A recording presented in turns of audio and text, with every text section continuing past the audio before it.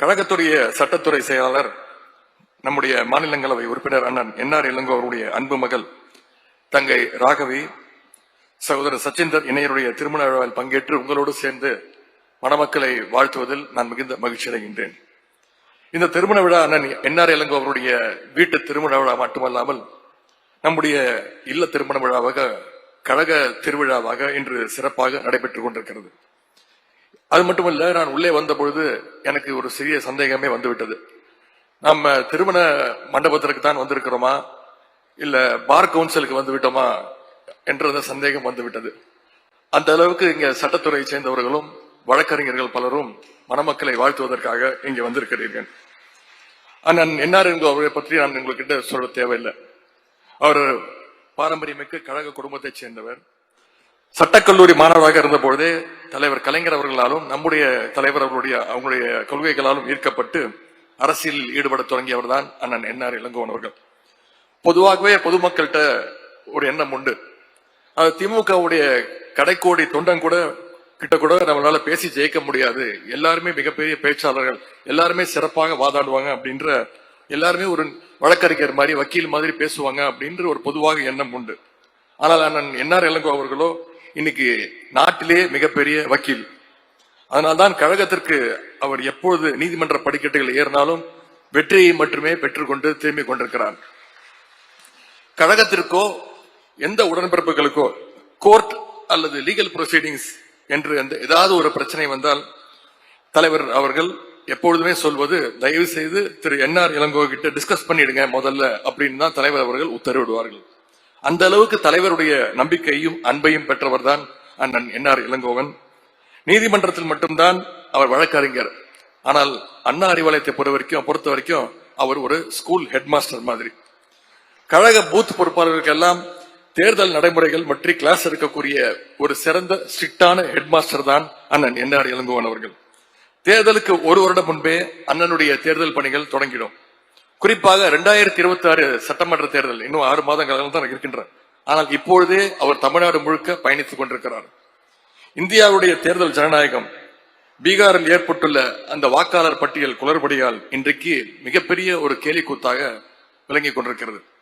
அது மாதிரி ஒரு சம்பவம், அது மாதிரி ஒரு முறைகேட்டை தமிழ்நாட்டில் சங்கிகளால் நினைத்து கூட பார்க்க முடியாது என்பதற்கு அண்ணன் என்ஆர் இளங்கோவன் போன்றவர்களுடைய நடத்துகின்ற நம்முடைய கழகத்திற்கு நடத்துகின்ற பாடங்களே மிக முக்கிய காரணம். இன்றைக்கு ஸ்பெஷல் இன்டென்சிவ் ரிவிஷன் லிஸ்ட் நடவடிக்கையும் ஓட்டு திருட்டு குற்றச்சாட்டையும் இன்னைக்குதான் நாடு முழுக்க அதை பேசிக் கொண்டிருக்கிறார்கள். இது ஒட்டுமொத்த நாட்டையே அது குலுக்கி கொண்டிருக்கிறது. இதனை 4 மாதங்கள் முன்பே கண்டறிந்து நம்மை எல்லாம் எச்சரித்தவர் தான் அண்ணன் என்ஆர் இளங்கோவன் அவர்கள். அந்த அளவுக்கு தேர்தல் ஆணையத்துடைய செயல்பாடுகளை விதிமுறைகளை எல்லாம் தன்னுடைய பிங்கர் டிப்ஸ்ல வச்சுக்கிட்டு கழகத்துடைய கேடயமாக விளங்குவர் தான் அண்ணன் என்ஆர் இளங்கோவன். இன்றைக்கு பல இயக்கங்கள் கட்சிகள் வார் ரூம் அப்படின்னு பெருமையாக பேசிக் கொண்டிருக்கிறாங்க. ஆனால் கழகத்திற்காக 2016 தேர்தலில் நம்முடைய தலைவருடைய வழிகாட்டுதலின் பேர்ல முதல்ல அறிவாலயத்தில் வார் ரூம் அமைத்தவர் அண்ணன் என்ஆர் இளங்கோவன் அவர்கள். அவருக்கு அந்த பெருமையை சேரும். ஆளுங்கட்சியாக இருக்கும்போது மட்டுமல்ல, எதிர்கட்சியாக இருந்த போதும் கழக உடன்பிறப்புகள் மீது போடப்படுகின்ற அந்த பொய் வழக்குகளை எல்லாம் தவிடுபடியாக்கியவர் தான், உடை தெரிந்தவர் தான் அண்ணன் என்ஆர் இளங்கோவன் அவர்கள். அண்ணனுடைய இந்த பணிகள் தமிழ்நாட்டோடு இருந்து விடக்கூடாது, சுருங்கி விடக்கூடாது என்று இந்த நேரத்தில் நம்முடைய தலைவர் அவர்கள் அவரை டெல்லிக்கு மாநிலங்களை உறுப்பினராக இன்றைக்கு அனுப்பி வைத்திருக்கிறார்கள்.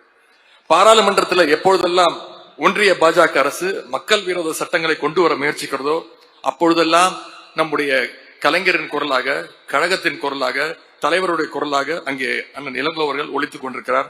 அப்படிப்பட்ட அண்ணனுடைய இல்ல திருமணாவில் பங்கேற்பதில் நான் மிகுந்த பெருமை அடைகின்றேன், மகிழ்ச்சி அடைகின்றேன். இன்னும் 7 மாதங்கள்ல சட்டமன்ற தேர்தல் வர இருக்கின்றது. அண்ணன் இளங்கோவுக்கும் நமக்கும் நிறைய பணிகள் காத்திருக்கின்றன. நம்முடைய தலைவர் அவர்கள் நமக்கு ஒரு டார்கெட் கொடுத்திருக்கிறார், ஒரு இலக்கு. குறைந்தது நம்முடைய திமுக தலைமையிலான அணி 200 தொகுதியில ஜெயிச்சு காட்ட வேண்டும் என்று இந்த டார்கெட்டை கொடுத்திருக்கிறார்.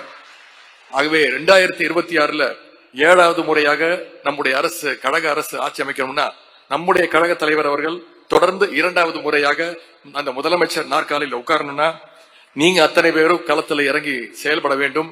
அந்த உறுதிமொழியை இன்றைக்கு இந்த திருமண விழாவில் ஏற்போம் என்று கூறிக்கொண்டு, எனக்கு இந்த திருமண விழாவில் கலந்து கொண்டதில் எனக்கு இன்னும் சற்று கூடுதல் மகிழ்ச்சி.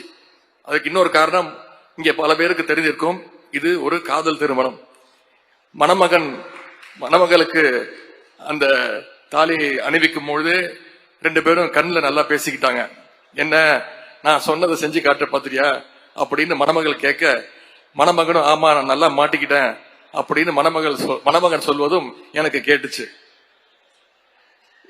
எனவே இது காதல் திருமணம். அதிக அவங்களுக்கு அறிவுரை கூற, அட்வைஸ் கூற நான் விரும்பவில்லை. மணமக்கள் ஒருவர் புரிந்து கொண்டு நடக்க வேண்டும்.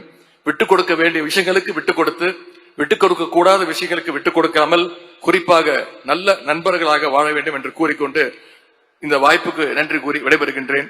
நன்றி, வணக்கம். டயா பூஸ்டர், சுகருடைய ரிமோட் கண்ட்ரோல் இனி உங்க கையில. அனைத்து மருந்து கடைகளிலும் கிடைக்கும்.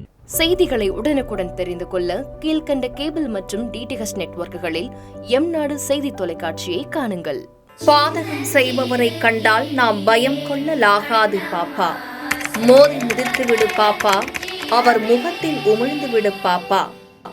அண்மை செய்திகளை உடனுக்குடன் தெரிந்து கொள்ள இணைந்திருங்கள் எம்நாடு தொலைக்காட்சியுடன்.